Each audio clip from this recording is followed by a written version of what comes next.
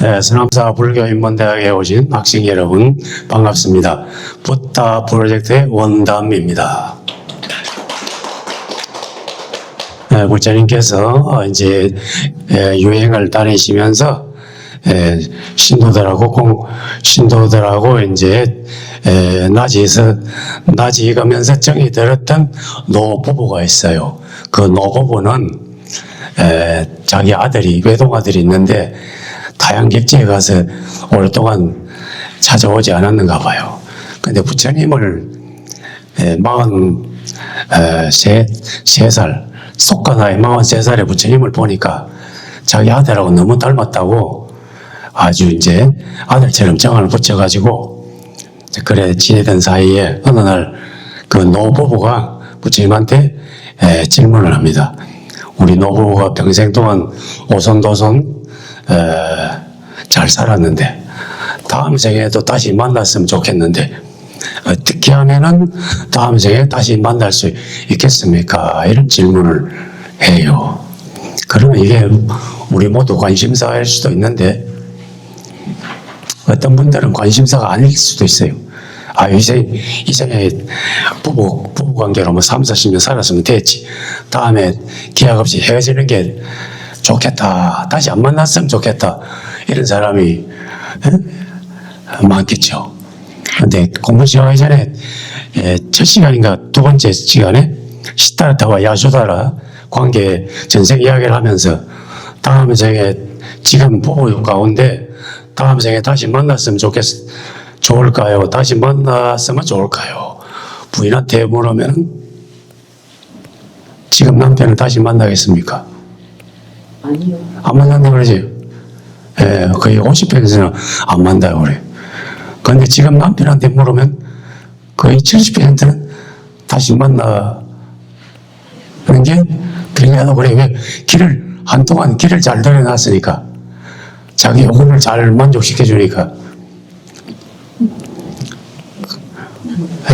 이게 이제 서로 부부간의 불일치인데, 그럼 대부분 다시 못 만날 것 같아? 여기에는 이 부부는 다시 만나자고 했어요. 다시 만나면 어떻게 하면 됩니까? 그러니까 부처님께서 아내와 남편이 한평생 잘 살다가 다음 생에 다시 만나려면은 정신적인 가치를 동일한 돌아야 될까? 정신적 가치를 같이 추구해야 된다고 이야기해요. 같은 세상 밑에서 종교가 같아야 된다 이 말이에요. 교회 다니면 교회를 같이 다닌다든지 절에 다니면 같이 절에 다닌다든지 불교를 같이 수행해야 된다 이거지. 그리고 또 거의 60까지 20대에 결혼해서 한 40년 30년 결혼생활 했으면 60대면은 이제 따로 떨어져 살아야 돼. 각방생활을 해야 돼. 그러면서 서로 수행하면서 도반으로 만난다면 그게 부부가 아니고 그때는 범행도반이라 이런 용어가 달라져요. 범행도반. 범행은 브라마짜리야. 그거 번역한 건데 한문으로 브라마짜리야. 갈리아나미타. 그걸 빨리에도 있어요. 브라마짜리야라 이 말은 독신계를 지킨다 이 말이에요. 스님들은 브라마짜리야라 혼자 살기 때문에. 근데 여러분들도 60, 70 가까이 돼서 거의 혼자 살죠, 거의. 그러니까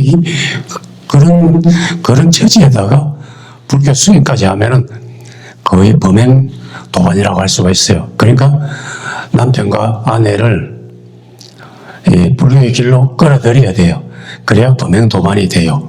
그래야 다음에 다시 만날 수가 있든지 좋은 인연으로 회양할 수가 있어요. 그런 예를 들자면은 시타르타와 야수다라 두 부부는 정말로 범행 도반이었어요. 또 부처님의 상수 제자인 목련존자와 사리불존자 이 두 분은 과거 500생 동안 남매라든지 자매로 태어나든지 모자로 태어나든지 아버지와 딸로 태어나든지 계속 윤회전생하면서 끊임없이 서로 인연을 맺어서 드디어 부처님 스카모니 부처님 오셨을 때 두 사람이 부처님 회상에서 양대 큰 양대 제자가 됐잖아요. 필경 우리도 부부 인연 맺은 것도 그렇게 범행 도반으로서 수행을 같이 하면은 부처님 회상에서 다음 생에 바로 사리불목련 존자처럼 태어날 수 있다. 이렇게 말씀하셨어요. 이것이 우리가 인간 세상에서 부부관계가 제일 수준급으로 성장해서 끌어올리면은 범행도반이 될 수 있다. 이렇게.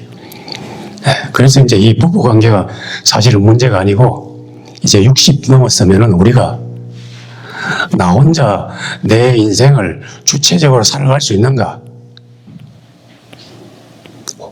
혼자 자기가 자기 스스로 자기를 돌보고 밥도 자기가 해먹을 수도 알고 남자들도 그래요.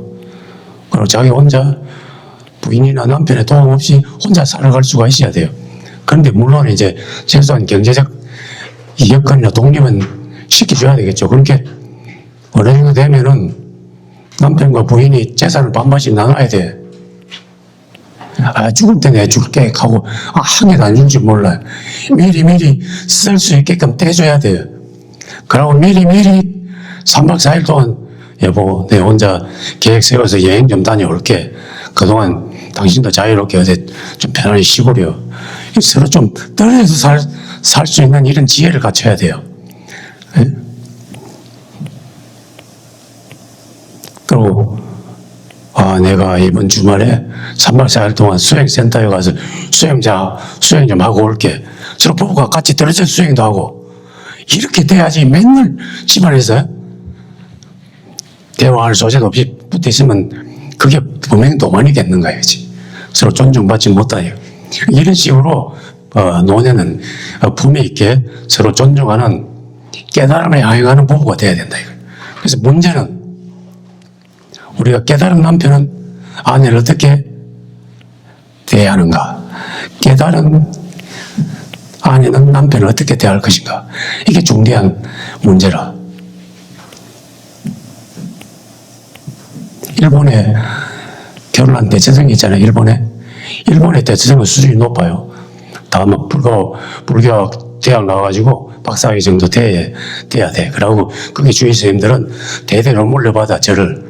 근데 그 대체적 부인들은 신도회에서 제일 똑똑한 잘난 여자를 뽑아요. 뽑아가지고 이제 거기서 그 일본 대체성 부인들은 아주 능력도 뛰어나고 주의생 대신해서 법문도 하고 변물도 해야 되고 그리고 곳곳이 강사라든지 다도 강사도 하고 그렇게 해요. 옛날에는 일본 서인들이 신부 신랑감으로 제 10년간이 1위였는데 지금 너무 어렵다고 이제 한 5위로 밀려났어요. 근데 문제는 뭔가 하면은 거기에 대체생들이 돈이 있으면 바람을 피워요. 그게 문제라. 한국의 대체생들은 다 어디 가서 공양주를 어디서 그냥 10,000원을 싸봤지. 이건 또 방송 나가면 안 되겠는데. 문제입니다. 그런 게 수행하는 분이 만약에 부인을 얻었을 때 그 부인을 어떻게 대할 것인가. 일반 사람들이 부부관계하고는 달라야 될 거 아니에요. 한국은 이야기하지 맙시다. 한국은 이야기하면 방송 나가면 안 되니까. 일본의 대체성은 수준이 높거든. 그래도 그런 분들은 일반인보다 부인을 대하는 방식이 달라야 될 거 아니에요. 그럼 이런 질문을 하는 거라. 깨달음이 있는 수행한 분은 부부 생활을 어떻게 해야 될까? 이게 질문이라. 그게 우리가 바라는 범행도반이거든.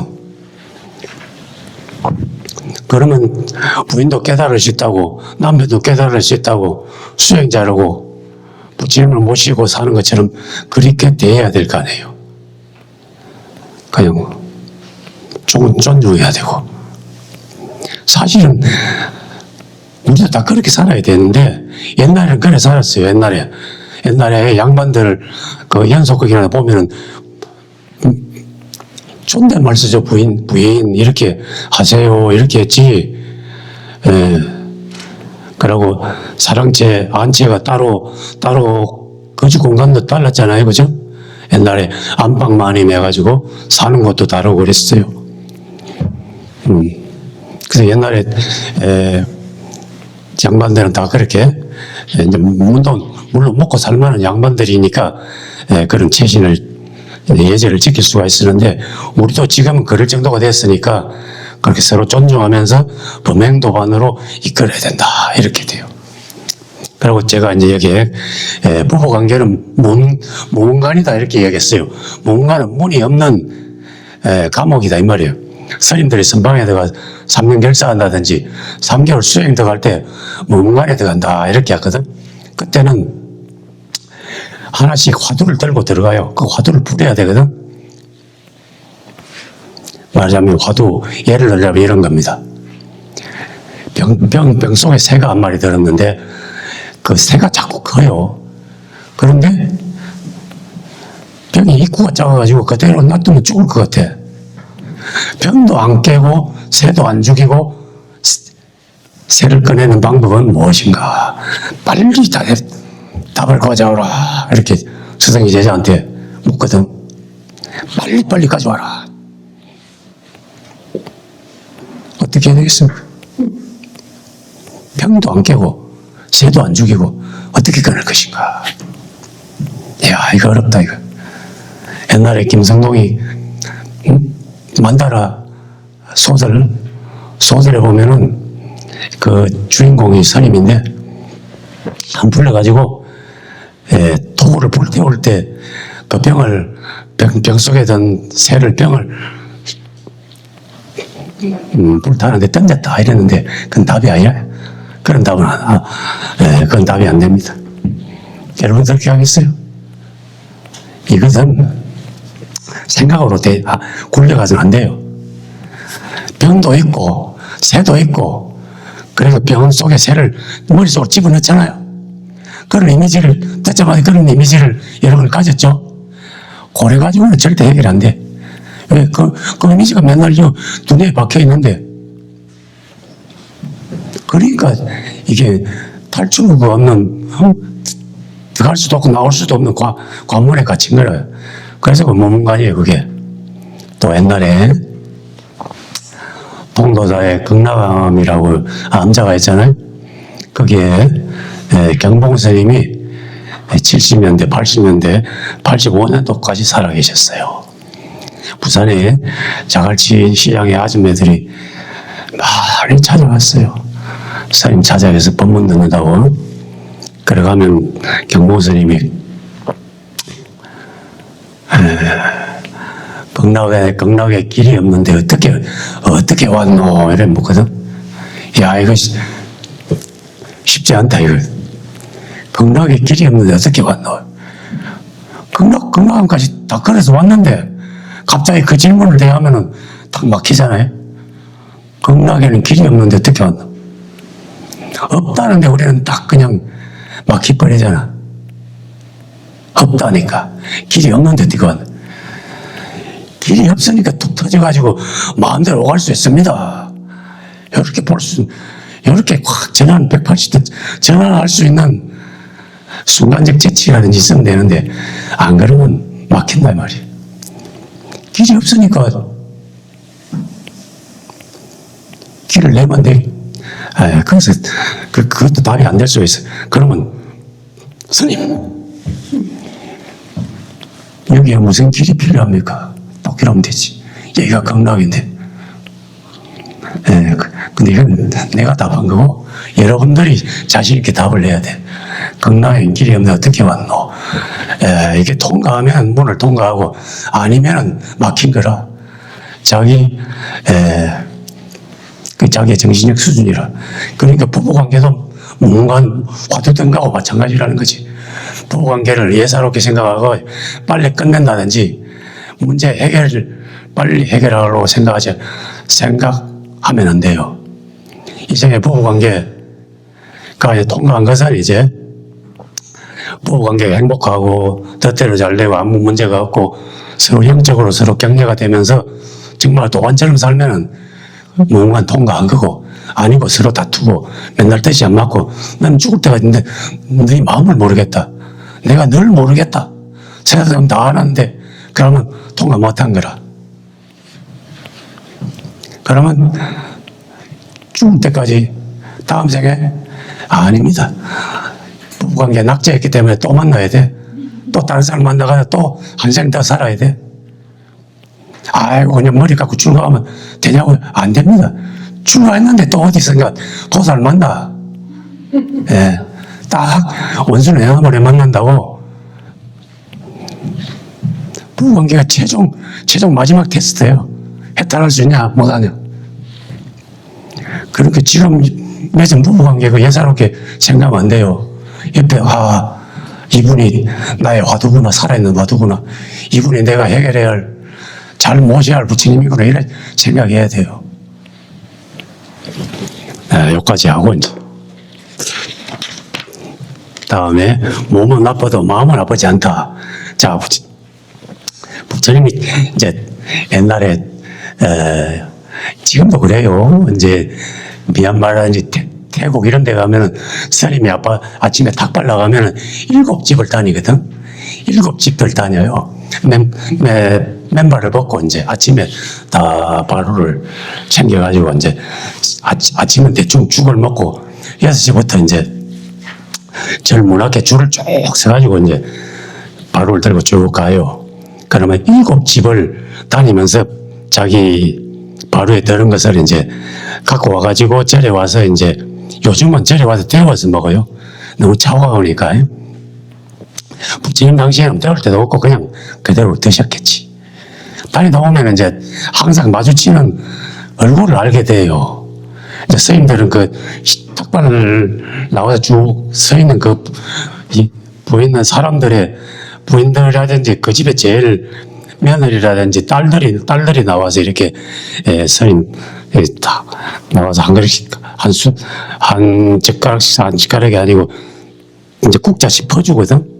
한 주먹씩 퍼주는데 그 여자나 며느리를 눈을 마주치지 마라 이라거든. 그러면 정된다고요. 젊은 스님들은. 그러면 안 되고. 근데 그런 스님은 이제 부처님은 그러다가 한 노인네를 알게 됐어요. 그 노인네가 이제 아유 부처님 이제 늙어 죽을 때가 돼가지고 몸이 아픕니다. 몸은 아프지만은 마음은 아프지 않은 도리가 있습니까? 여러분, 야, 그럼 우리가 묻고 싶은 질문이죠. 우리가 맨날 몸이 아플 날만 남았지 이제. 몸은 아파도 마음은 아프지 않을 도리가 있겠습니까? 어떻게 하면 몸은 아픈데 마음은 아프지 않을 수 있겠습니까? 또 질문을 달리 하면은 몸은 죽는다 해도 우리 죽음을 넘어선 죽음의 공포를 넘어선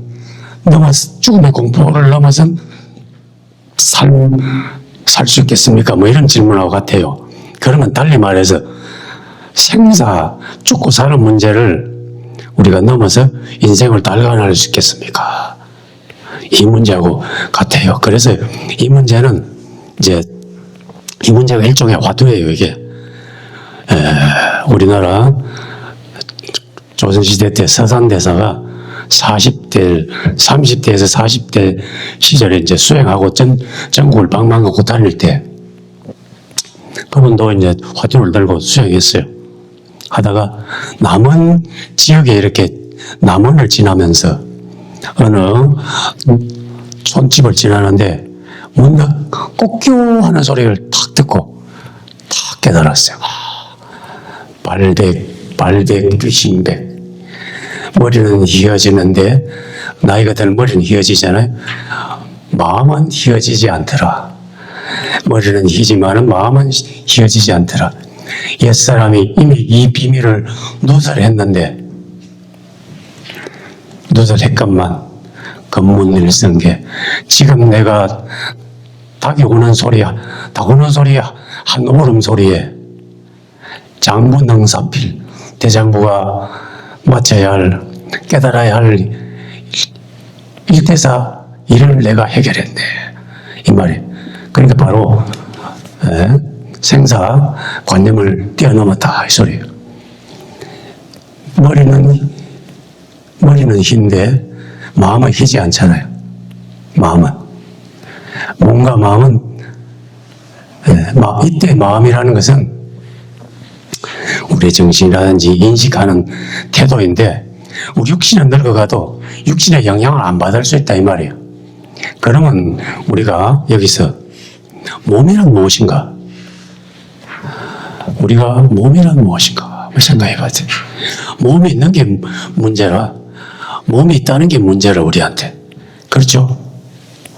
근데 지금 살아있는 이 몸이 문제가 아니고 이 몸을 견고하게 동일하게 계속 이대로 지속하고 싶은 이 몸은 내 거야 하는 몸에 대한 소유욕이 문제라는 거예요.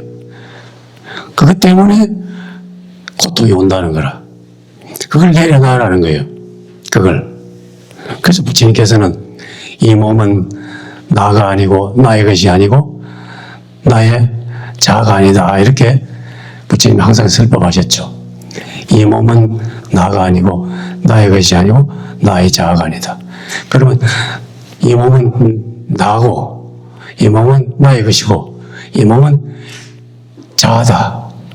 죽을 때까지 태어나 죽을 때까지 그대로 똑같이 어디 내 안에 머리 안에 있든지 가슴 안에 있든지 하나가 들어앉아가지고 그 변하지 않고 끝까지 간다 이런 생각하잖아요. 그걸 생각하죠. 보통 그걸 생각하잖아요. 이게 유신견이라, 이게 버려야 할 유신견이라. 몸이 있다. 근데 머리 안에 있냐 가슴에 있냐, 요즘 회고학이라든지 두뇌과학이 발달해가지고 다 회고하고 뇌를 다 이리저리 회고해도 안에 영원 불변한 자아는 없죠. 없어요. 유물론적으로 다 해체해도 없어요. 그러면 자아는 어디에 있을까? 자아라는 것은 바로 고정관념이라 이 말이에요. 자, 다시 말로 우리가 아침에 자다가 잘 때는 자아가 없잖아요. 잘 때는 나라는 생각이 없지. 근데 아침에 일어나 화장실 가면 이제 불을 탁 켜면 화장실 앞에 거울이 쫙 있죠. 그럼 자기가 얼굴이 탁 비치잖아. 내 얼굴. 바로 얼굴 보는 순간 기억이 회상이 돼가지고 내 거울에 나타난 내 모습하고 기억이 동시에 딱 합쳐져가지고 내 얼굴 만져보니까 내 몸도 있네. 내 얼굴 추워도 의심없이 내 얼굴 내 몸 다시 확인하는 거라. 만약에 여러분들이 구석기 시대 이래로 어떤 사람이 한 번도 거울을 본 적이 없고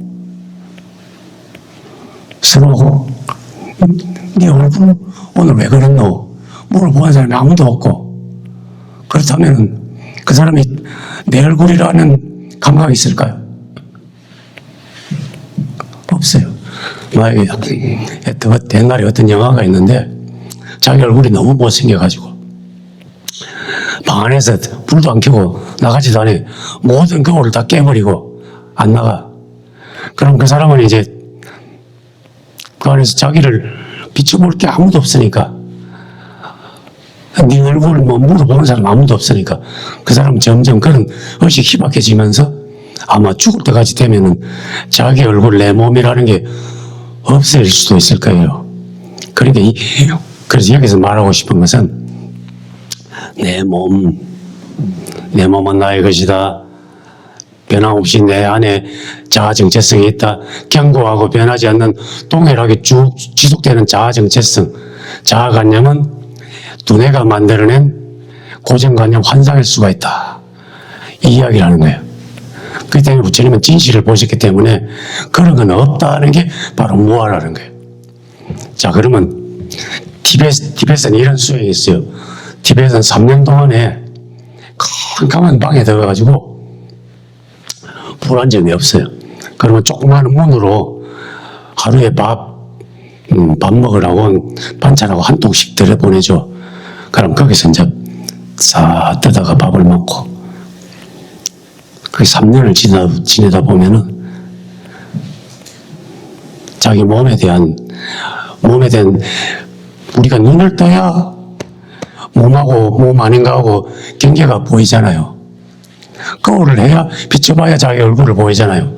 어둠 속에서는 뭔가 몸 아닌가하고 사이 경계가 없어져요. 그리고 어디 비춰볼 자기 이미지가 비춰볼 데가 없어. 그럼 나중에 몸에 대한 이미지가 없어지면서 이 전체가 물 흐르듯이 이 전체가 본래 면목이라 해야 될까? 그대로 자아관념에서 해탈하게 돼요. 그건지를 한번 생각해 보시겠어요? 그게 흑방수행이라고 티벳 옛날에 전통적으로 그렇게 수행했어요. 그럼 3년 지나면은 그 사람이 3년 지나면 이제 3년 정도 처음에는 이제 환청이 들리기도 하고 막 모이기도 들리기도 하는데 처음 3년 정도 지나면은 저쪽에서 누가 밥 가져오는 소리 발자국까지 다 들려. 여기까지 왔네. 그리고 여기서 어떤 제자를 생각하면 제자가 다 보이기도 하고 그 안에서 그냥 마음으로 저기 다 마음의 눈으로 그냥 확 떠지가 다 이게 맹인들은 자기 얼굴 모르죠. 자기 이미지가 없잖아요. 캄캄한데 다 분별하고 살잖아요. 그러니까 우리가 생각하는 자기 이미지, 사진 찍거나 뭐 스마트폰 떠가지고 자기 이미지 그거 결정적으로 자기 자신이 아니라는 거예요. 지금 우리 현대인들은 너무 거울도 많고 거울을 너무 신경을 많이 쓰고 사진을 많이 찍고 그러니까 또 한국 사람은 너무 쪼밀쪼밀하게 붙어 사니까 너 얼굴값좀 하고 살아. 서로 얼굴 논평을 하니까 너무 자아의식이 강해. 자아의식이 강하면 고통스러워요. 남이 나를 어떻게 볼까? 내 체면 생각해야 되고. 자아의식에서 해방되는 거예요. 무아라는 것은. 그래서 저기 잠깐 우리가 명상을 해보겠습니다. 잠시 눈을 감고, 가만히 스님의 이야기를 들어보세요. 이 몸은 나가 아니며 나의 것이 아니며 나의 자아가 아니다. 나를 주장하지 않고 또 나는 살 수가 있다.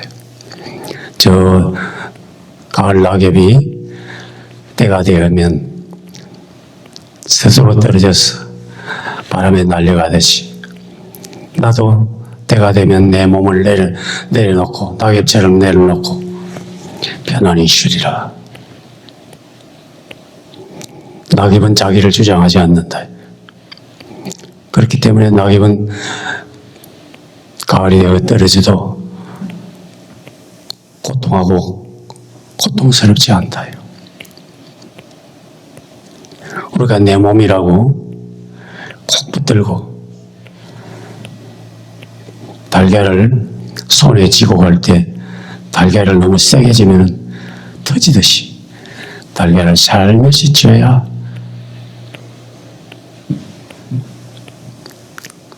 오래 살듯이 나도 내 몸을 너무 세게 움켜쥐고 나의 것 이대로 끝까지 간다고 생각하지 않고 나의 몸에 대한 소유욕을 너스레 내려놓으면서 그렇게 편안하게 살리라. 모든 저 산속에 있는 다람쥐나 가랑잎이나 온 억새풀이나 모두 다 때가 되면 자기를 주장하지 않고도 저렇게 평화롭게 살듯이 나도 나를 주장하지 않음으로써 나의 자아관념을 내려놓음으로써 나도 편안하게 있을 수가 있습니다.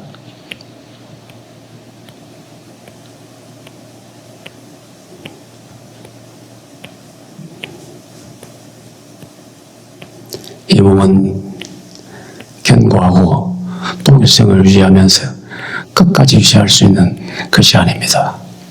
견고하게 내 몸 이대로 있다고 하는 것은 이것이 바로 그 뿌리 깊은 고정관념입니다. 이 관념을 내려놓습니다. 나는 나로부터 자유롭습니다. 모두 나로부터 자유로워지기를. 인간을 제외한 모든 동물이나 모든 자연 산화 돼지들은, 저 나무와 풀과 돌멩이와 바위들은 모두 자기 자신으로부터 자유롭기 때문에 스스로 평화롭습니다. 나도 나 자신을 내려놓음으로써 평화롭게 살아가렵니다. 자, 눈을 떠보세요. 여러분들, 이 기재 고정관념입니다. 나 주장하지 않고도 얼마든지 나를 주장하지 않고 무아를 받아들인다고 해도 이 몸을 무시하고 하루아침에 없애라는 게 아니에요. 자살하라 이 말이 아니에요. 몸을 미리 괴롭히라 이 소리가 아니에요. 몸에 대한 지나친 집착이라든지 이 몸을 끝까지 가야 된다고 하는 몸에 대한 소유욕, 자아식, 과잉 자아식, 이걸 내려놓으라 이 소리예요. 이게 옛날 크리슈나무르티가 설법한 거 있잖아요. 크리슈나무르티가 자기로부터 혁명이라고, 자아로부터 나로부터 벗어나기, 생각, 아는 것으로부터의 자유, 나로부터의 자유, 이런 크리슈나무르 책이 있었죠.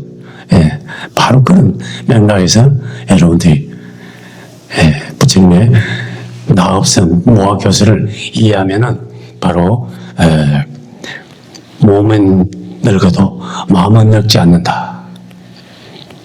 몸은 아파도 마음은 아프지 않는다. 이 노래를 공감할 수가 있습니다. 이제 다음에 부처님께서 이제 부처님이 고향이 스카족인데, 스카족 오늘날 저기 네팔의 작은 부족 국가였어요. 부처님이 고향인 카필라성이. 근데 거기가 이제 스카족이 사는 데인데, 스카족하고 꼴리아족이 둘이 경계를 맞대고 살아가고 있어요. 근데 옛날도 그렇지만 농경 시대에는 그 논에 서로 물 내려고 봄 되면은 물 가지고 싸웠어요. 요즘은 그런 일이 없는데 우리 어릴 때만 해도 시골에서는 비가 적게 오는 시절에는 물 때문에 물싸움이 일어났어요. 그래서 아전인수라는 말이잖아요. 나자, 밭전자, 물 끌어들일 자, 물수자 해가지고 내 논으로 물을 다 끌고 와. 물을 나눴어야 되는데 또랑에 물이 흘러가는데 자기 논으로만 물 다 되는 거예요. 동네 사람, 다른 이웃집도 물 다 같이 나눴어야 되는데 그게 아전인수예요. 근데 물 때문에 싸움이 나게 돼요. 여기도 물 때문에 싸움이 나게 됐어, 이제. 예, 스카족하고 꼴리아족까지 물 때문에 싸움이 나게 되니까 막 동네 사람 다 나와서, 동네 사람보다도 이제 병사들이 동원돼가지고 이제 전쟁이 나게 생겼어.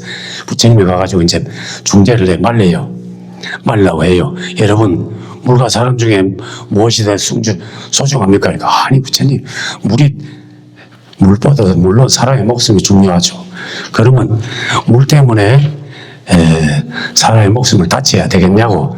자, 서로 화해하고, 자, 물을 공평하게 반반씩 먼저 대고 이쪽에 먼저 대고 그렇게 하시죠 해가지고 중재했어요. 부처님이야말로 분쟁을 해결하는 조정자, 화해시키는 분이다, 이렇게. 그래서 이걸 갖다 비폭력적 대화라 이렇게 해요. 오늘날 전 세계 끊임없이 분쟁 지역이죠. 우크라이나든지 저기 팔레스타인이나 이스라엘 민족하고 분쟁하고 싸우고, 또 우리나라에